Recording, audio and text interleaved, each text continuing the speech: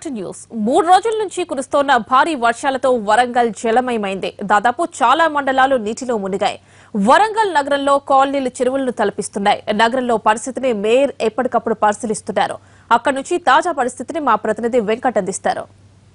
గడిచిన 48 గంటలుగా వరంగల్ జిల్లా వ్యాప్తంగా వర్షాలు విస్తారంగా కురుస్తున్నాయి. ప్రస్తుతం మనం వరంగల్ నగరంలోని శాకరాశికుంట పరిసర ప్రాంతాల్లో ఉన్నాను.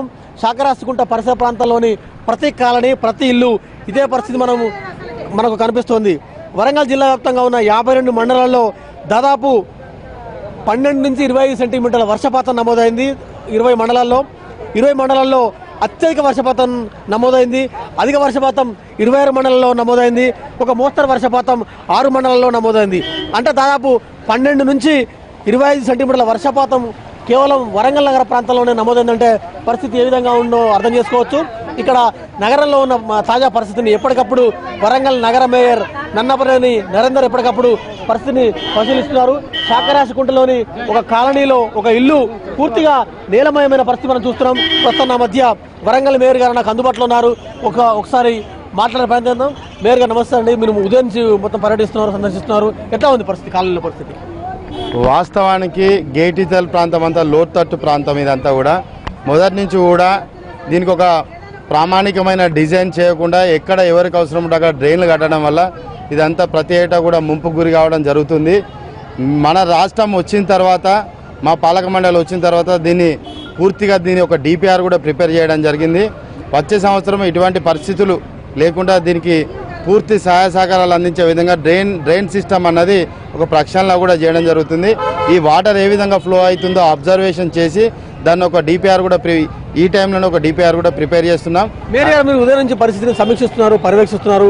58 డివిజన్లలో అంటే ఓవరాల్గా ఎట్లా ఉంది పరిస్థితి? 58 డివిజన్లలో ఏదైతే లోతట్టు ప్రాంతాలు ఉన్నాయో, స్లమ్స్ ఉన్నాయో అవన్నీ కూడా ముంపుకు గురి కావడం జరిగింది.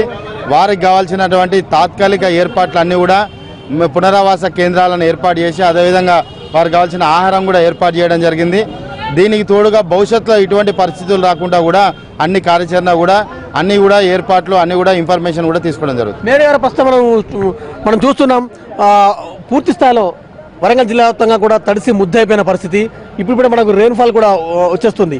దాదాపు అత్యధిక వర్షపాతం అంటే 12 నుంచి 25 సెంటీమీటర్ వర్షపాతం దాదాపు 20 మండలాల్లో నమోదైంది. అధిక వర్షపాతం దాదాపు 26 మండలాల్లో నమోదైంది. అంటే దాదాపు జిల్లా వ్యాప్తంగా కూడా ఇదే వర్షాలు కురుస్తున్నాయి. మీరు 7 రెస్క్యూ టీంలు ఏర్పాటు చేశారు. వరంగల్ నగరపాలక సంస్థ, రెవెన్యూ డివిజనల్ కలెక్టర్ ఆధ్వర్యంలో 5 కంట్రోల్ కేంద్రాలు కూడా ఏర్పాటు చేశారు. అయినప్పటికీ కూడా బాధితులను కానీ తర్వాత మిగిలిన సురక్షిత ప్రాంతాల్లో చేర్చడం కానీ ఇలాంటి పునరావాస సహాయ చర్యలు ఏ మేరకు కొనసాగుతున్నాయి?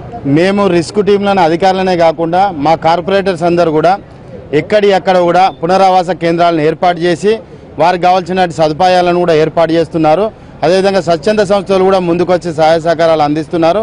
గ్రేటర్ వరంగల్ మున్సిపల్ కార్పొరేషన్ నుంచి వీలైనంత ఎక్కడ కూడా ఇబ్బంది జరగకుండా చూస్తున్నాం. మేము నగర ప్రజలకు ఒకటే విజ్ఞప్తి చేస్తున్నాం, మీరు మనోధైర్యం చెడకూడదు.